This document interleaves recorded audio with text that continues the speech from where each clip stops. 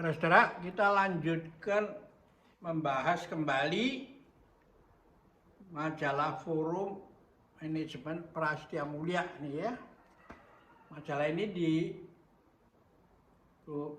terbit bulan Agustus tahun 2001. Berarti sudah 24 tahun lalu kan, sekarang 2025 gitu. Dan pimpinan redaksinya itu yaitu Jisman Simanjuntak yang dulu adalah rektor Universitas Prasetya Mulia, ini menjadi semacam ketua Dewan Pembina, penasihatnya ini ya, dan editornya A.Y. Suryadi ya. Dia juga menjadi editor dalam buku ini, Visi Baru Kehidupan, Kontribusi Fridtjof Capra dalam Revolusi Pengetahuan dan Implikasinya pada Kepemimpinannya. Jadi ada kaitan antara ini sama ini. Dan yang sudah kita bahas kemarin adalah tulisan daripada Pak Iin Solihin, gitu, yang tentang perbedaan antara pendekatan Barat dalam mendidik manajemen dan yang Timur itu ya, dengan kisah-kisah yang menggugah semangat, menggerakkan dari hati. Ya, Iin Solihin MSc adalah mantan faculty member Prasetya Mulia Business School dan sekarang menetap di Amerika. Nah, di halaman berikutnya kita melihat nama penulis Franciscus Welirang ya,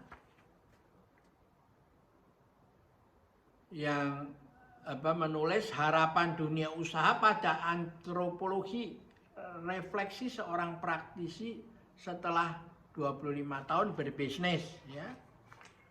Franciscus Welirang ini mempunyai pengalaman praktis sebagai direktur itu Bugasari Flour Mill, Indosepamas ya, dan berbagai pengalaman yang luas di berbagai bidang industri ya.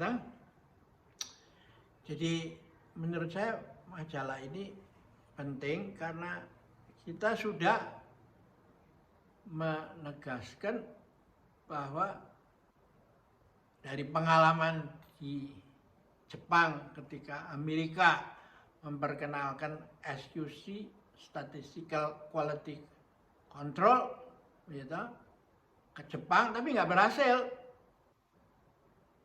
Baru setelah bersatu ditangkap oleh Zen, maka dia berubah menjadi Kaizen. Setiap hari memperbaikan terus-menerus di semua bidang dari level atas sampai bawah. Jadi bukan manajemen dari atas dengan planning, POAC, planning, organizing, executing, controlling. Jadi semua digerakkan dari top down itu. Ya kan? Nah, bisnis yang setelah ada globalisasi, maka bisnis itu sudah berubah karena hidup di dalam satu dia harus hidup di dalam organisasinya hidup di berbagai negara, wilayah dan lain-lain toh, dengan peraturannya yang berbeda-beda ya toh. Karena itu seperti dikatakan bahwa Anda bisa menjadi direktur yang sebuah perusahaan yang solid dari atas sampai bawah, sampai kesatuan entitas yang solid. Tapi kan Anda juga menjadi warga DKI umpamanya, atau di pemerintah Jakarta Utara, Selatan, Barat, Timur, Pusat, gitu. Lalu Anda juga menjadi anggota kelurahan mana, kecamatan mana, dan RT-nya siapa. Jadi secara simpel bisa dikatakan begitu. Jadi Anda menjadi sesuatu entitas yang tidak bisa berdiri sendiri seperti organisasi perusahaan di masa lalu, seperti pabrik ban, ya toh, pabrik ban yang dari Amerika itu, atau mobil Ford atau apa segala macam. Ya itu memang perusahaan yang satu arah aja. Saya produksi barangnya diperlukan oleh rakyat, masyarakat, ya saya jual. Untungnya saya tentukan. Tapi sekarang Anda berada di dalam globalisasi sehingga masing-masing negara itu mempunyai aturan-aturan sendiri. Seperti misalnya tarif impor yang baru-baru ini menjadi gaduh, ya, ribut. Karena apa? Karena ya masing-masing negara berdasarkan kepentingan sendiri bisa menggunakan tarif itu untuk sebagai menambah income pendapatan negara itu dari pajak, atau juga supaya pertumbuhan pabrik serupa di dalam negeri itu tidak kalah bersaing karena yang dari impor itu banting harga, ya toh. Jadi macam-macam itu, sehingga pendidikan manajemen itu harus interconnected. Cara berpikir kita itu harus tidak bisa linear, gitu aja, tapi interconnected, gitu, ya. Jadi, nah ini gimana kalau dalam periode pertama itu sudah berhasil seperti diceritakan oleh Pak Salihin itu, bahwa kita sudah berhasil menghasilkan konglomerat itu, karena masing-masing mempunyai cara pikir sendiri lah, kepentingan sendiri, organisasi yang top down itu, ya. Nah sekarang sudah jadi ini, bagaimana globalisasi, Anda menghadapi macam-macam. Karena itu pendidikan harus ada perubahan, dan mulai daripada siapa manusia itu di alam semesta ini. Nah tes masuknya bisa umpamanya aja disuruh menggambar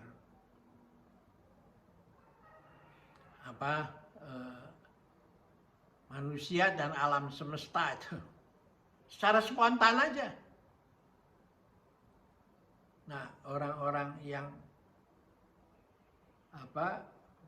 pikirannya belum berubah, oh saya manusia, gambarnya dibikin gambar gede dulu, gunung, ya, hutan, akhirnya hanya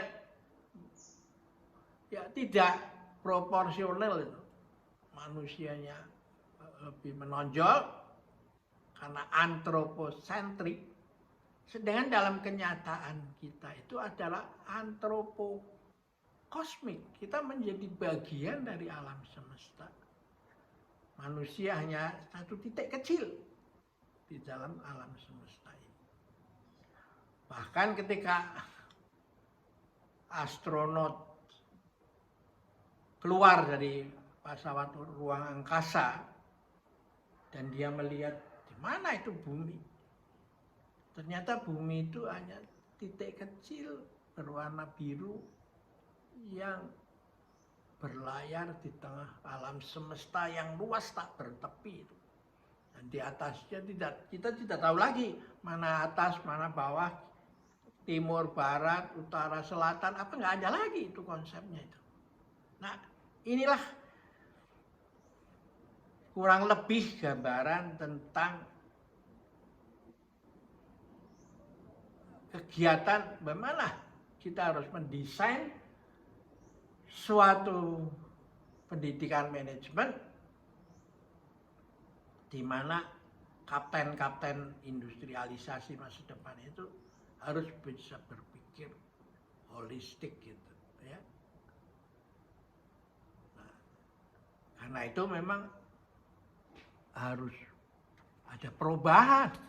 Anda nggak bisa, oh saya dapat dari luar negeri, dari universitas yang hebat, lalu sekolah di sana saya dikasih kumpulan data-data seperti begini, atau grafik-grafik, atau rumus-rumus matematik, nggak bisa lagi.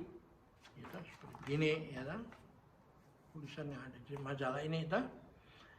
Jadi dari mana ya kita mulai dari manusianya dulu. Dan yang penting dia harus mau terus belajar. Pendidikan penting, kuncinya pada pendidikan itu. Menjadikan manusia mempunyai kesadaran we are just a part of the mighty whole. Sehingga kalau customernya menderita, kitanya juga produsennya menderita. Kalau produsennya menderita, customernya juga menderita. Seperti yang terjadi di Cirebon itu.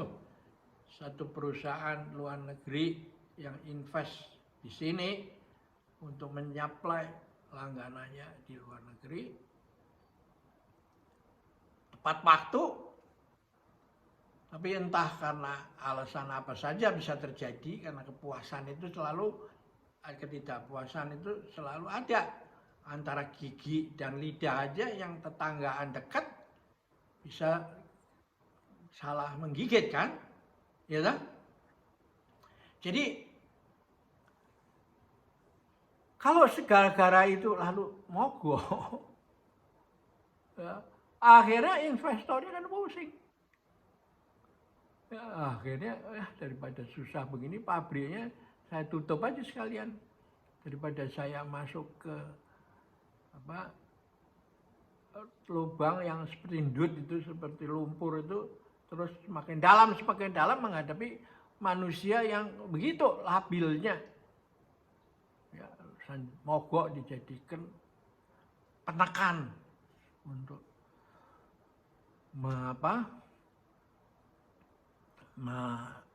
minta tuntutan mereka dipenuhi. Sebaiknya juga pihak HRD-nya yang mengawasi karyawannya itu tidak boleh dianggap itu sebagai seperti mesin aja, pion itu. Ya, mesin yang digerak-gerakkan dari atas. Karena konsep manajemen dari barat itu planning, organizing, actuating, controlling gitu, dari atas. Jadi dibutuhkan suatu culture yang baru itu. Nah, menurut saya Timur bisa memberikan sumbangan. Karena apa? Konsepnya bahwa semua itu berubah. Tidak ada yang tetap. Yang tetap hanya semuanya berubah. Karena itu dibutuhkan learning organizations. Ya. Bukan organisasi yang pimpinannya dilatih ilmu-ilmu leadership, tapi followership itu diperlukan itu. Nah, Confucius mengajarkan begini, ini 2500 tahun lalu ya kan? Mengatakan begini, bahwa kalau orang tahu betapa susahnya memimpin dan menjadi pengikut,